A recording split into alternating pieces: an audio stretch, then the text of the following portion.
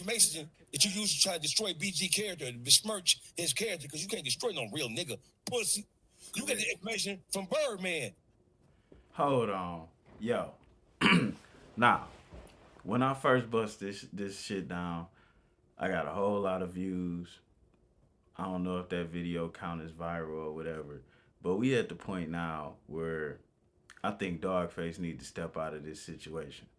But before we get into my synopsis on all of this here, let's check out what they talking about.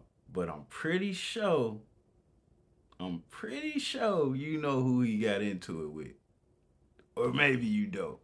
But it's only other he got into it with the light skinned version of himself. No, let me quit because he a gangbang and he Muslim. But them niggas do got a lot of similarities. That's a fact. No, I didn't. I got that information from Moses Malone Jr. That's what he said. That's what he said. He said, right? Right? He said, okay, peep thing. And I'm going to just let the clip play, see what Wack talking about, and y'all can catch me at the end of the video with my opinion. Gang. Before the nigga come home, I seen the budget go in. I said, Stunner, that's too much money for this nigga, because you doing right?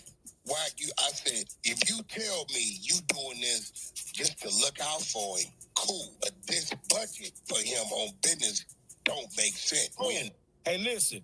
So before he even came home, I seen the budget that was put in, and the budget was $3 million. He questioned that, right? Now let me just give you a little bit of breakdown. Dogface was doing an interview live on Death of the Clout Chaser. I seen the interview, but I came into it a little bit late. As soon as I seen him on Death of the Clout Chaser, after he did that video about confronting QCP, I knew the setup was in. And then some of y'all may not know, but like the nigga Wack 100 helped out about maybe about 20 or 30 different YouTubers and Instagram personalities or whatever. I'm talking about like little guys. And now they all got channels that do hundreds of thousands of views a month. They may not be like do boys for Wack, but when it come to whatever narrative he trying to push or whatever content he trying to get out there, or whoever he wants to interview so he can put them in the Dulo twist. And that's what I seen happening. But see, Dogface, he so eloquently avoided the trap when they asked him about Big Meech. He kept it straight up and down like 6 o'clock, which I knew that's where they was headed. They thought he was gonna toe the line. He ain't toe the line. So once that didn't work, then Wack 100 jumped into the interview himself, which I knew. The nigga tried to say that they was all interfaced in, right? But I can't do an interfaced in interview with you and then me and you broadcasting and somebody from Clubhouse just jump into that without me having them connected already. Like, so with that being said, it was a setup. Him and Wack 100 get to arguing and cussing and fussing at each other. They go back and forth for a little bit, and it got to a point where it's like, well, I'm gonna ask you some questions and you ask me some questions. So they went question for question. Now typically, Wack 100 is the motherfuckers fucking with your memory, bringing up receipts for all type of shit. He got the video, the audio, the tape. You know, this nigga J. Edgar Hoover. But this time, he done ran into another nigga that don't smoke or drink, that get up at 6 in the morning too. So this nigga done went back through the internet. We just gonna look, and I'm gonna talk shit as we see it. Immediately, he questioned Birdman. This was his last year. But you ain't got no business with Wack. I mean, with Birdman. I ain't got no business with Birdman. You in the business of deciding a man's deal.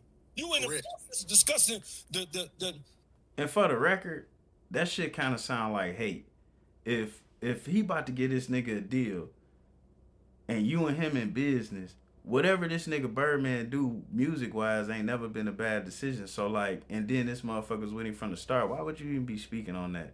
That's kind of like haterism. And then let me be clear with you. In relationships, business, whatever, I don't give a fuck what type of deal you got with somebody.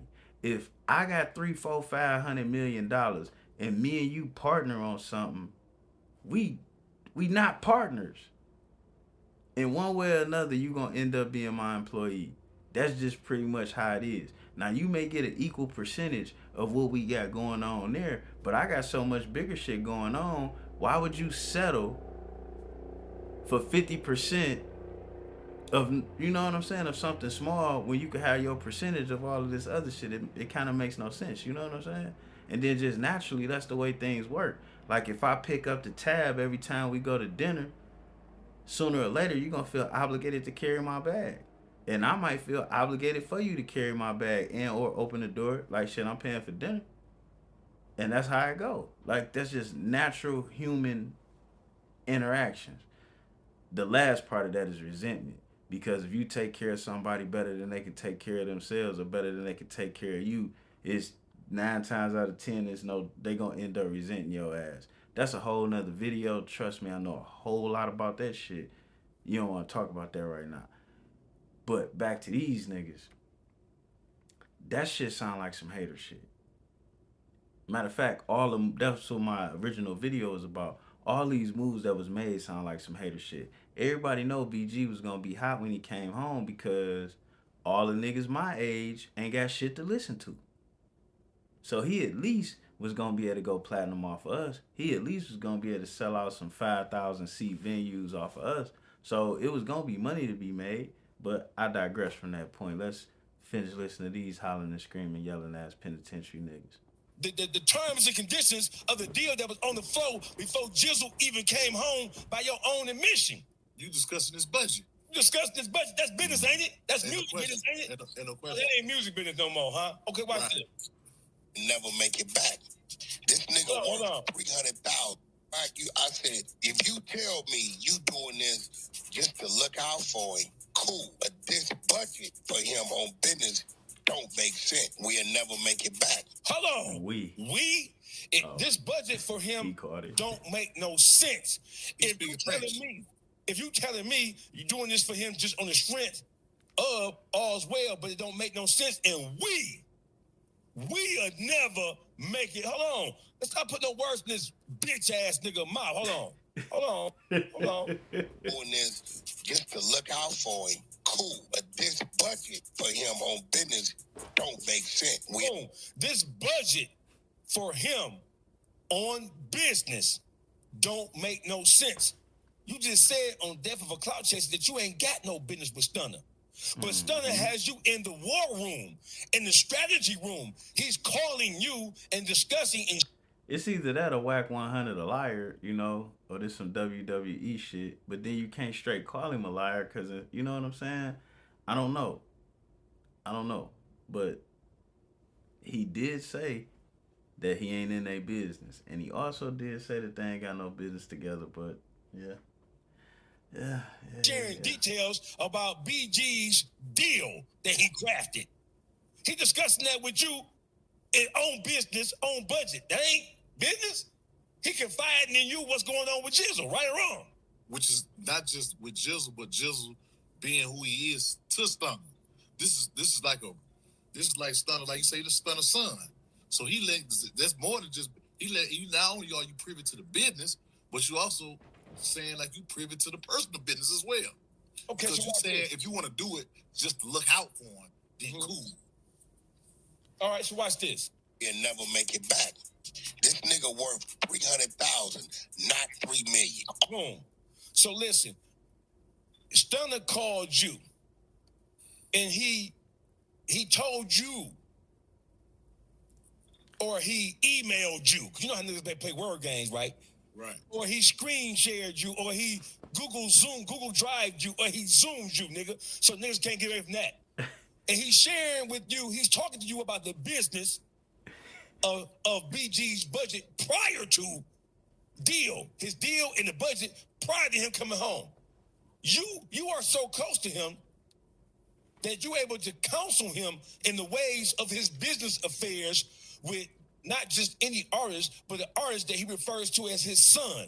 But you just said on Death of a Clout Chaser, you ain't got no business with Stunner. He called all his artists his son. That's a fact. You in the why peep game? All he worth. Stunner says, why? Hold on. Take it back. This nigga worth 300,000, not 3 million. He worth, you telling Birdman. Nigga, you don't have the business acumen. You don't have the music business acumen of Birdman to be able to project what the fuck an artist is worth. You ain't never heard, you ain't never had an artist. Now that's kind of one thing that's very, very true. Birdman gonna go down in the history books. There has never, even with all the robbing, stealing, and all of that shit, there has never been an executive to hit 3 different decades consecutively, and he single-handedly has three of the biggest pop stars ever, and maybe 4 of the biggest hip hop artists selling ever.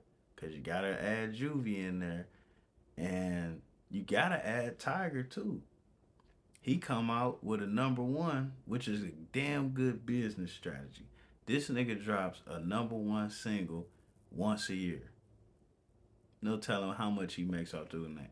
So you gotta add all of them niggas in there. Birdman kind of can't be fucked with, and he done went from literally 96 with making hits, and it's 2024.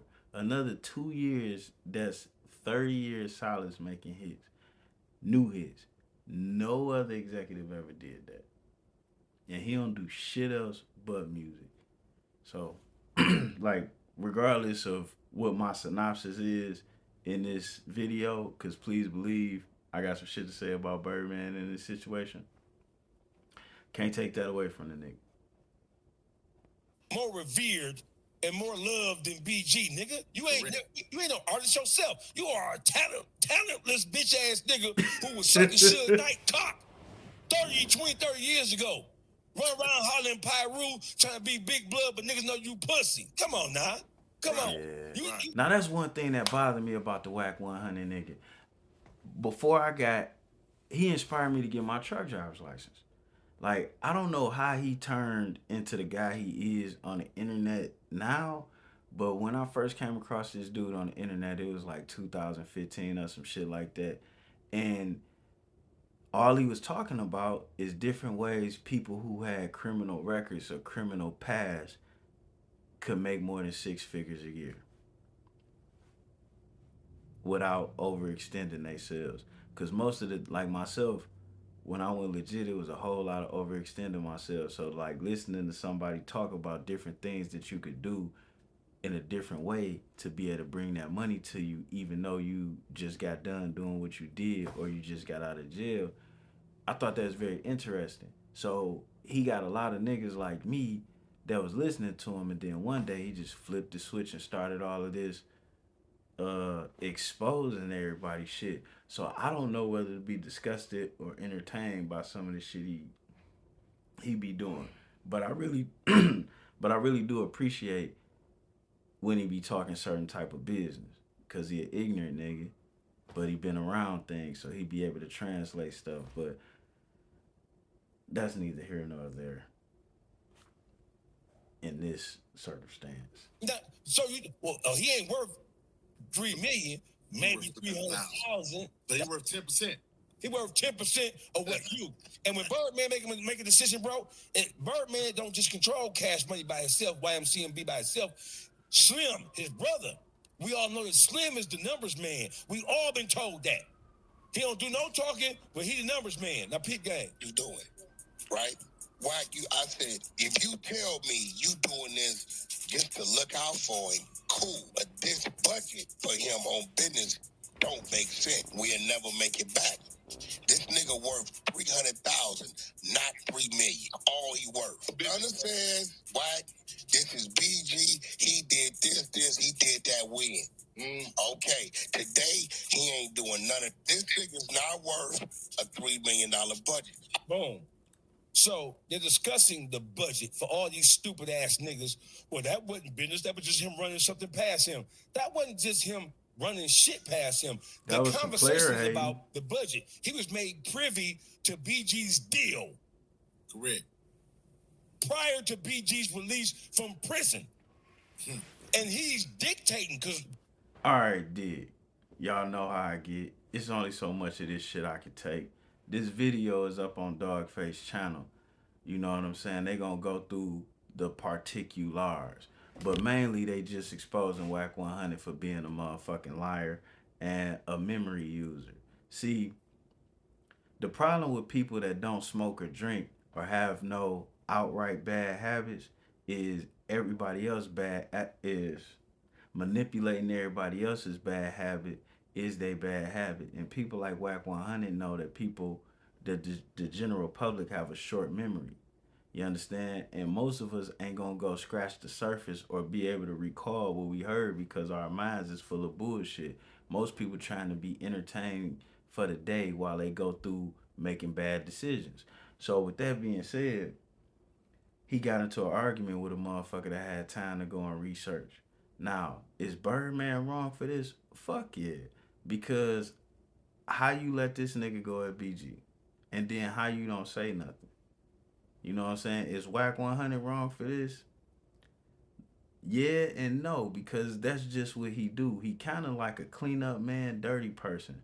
So, to be honest with you, BG got a lot of streams and he got a lot of YouTube views. And some of that shit is thanks to Wack 100. Like, to be honest with you, because him talking about him and keeping him in it's three different algorithms going on. Now, I can't bust them down to you because I don't fully understand them, but it's three different things working in tandem that dictates not just what comes to the top of your screen, but what's allowed into the pool of shit that comes to the top of your screen. With that being said, him talking about him brung him up. Now, do I think that damaged his career? Not exactly, but it did add a layer of bullshit that was unneeded. I feel like everybody in this situation was on some bullshit, but then at the same time, look at BG. Now, these niggas done tried to besmirch you, they done tried to trip on you, they done tried to embarrass you, and all of that shit, but nonetheless, Juvie done already made the announcement that it's gonna be another Hot Boys album. Once Juvie said it, is gold.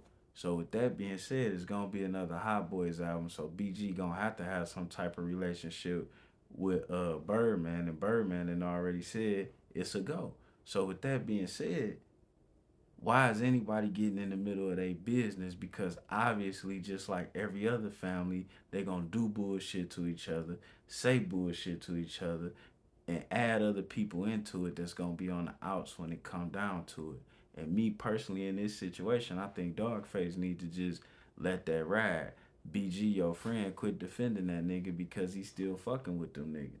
And then Wack 100, he gonna kind of end up assed out because you was filling a void that was needed because BG wasn't there. But with BG there, they don't need a Wack 100 because everybody who ever sold drugs know BG is good in all the states. That's just what that is. So with that being said, he kind of useless. And I hate to see niggas playing themselves like this because getting involved in shit that's gonna be what it's gonna be is not the place for you to be. Trust me, I done made that mistake a million times, you know what I'm saying? And just because a motherfucker crying to you about this don't mean that is their problem. And you trying to fix that make you they motherfucking problem. And on that note, we out of this bitch. But I think OG Freeze and Dogface should just gonna stay out of it. They got a label with BG, they get to use his name. That's that. Leave that alone. BG done already made the decision that he gonna have to fix that with them, or it's gonna have to be fixed. That nigga got both of them niggas' names tatted on his body. Why he did that, I don't know. But if he did that, that mean it's forever. So that mean they gonna get over it. There's no need for nobody to be in the middle of that shit. And then BG ain't been dropping no more music, and all the hate and the snitch allegations didn't help to get his probation violated or parole violated. So like it's no win here. And now you about to make 3-4 other motherfuckers look bad and put shit on their name that can't be cleaned off. With that being said, we back out of here.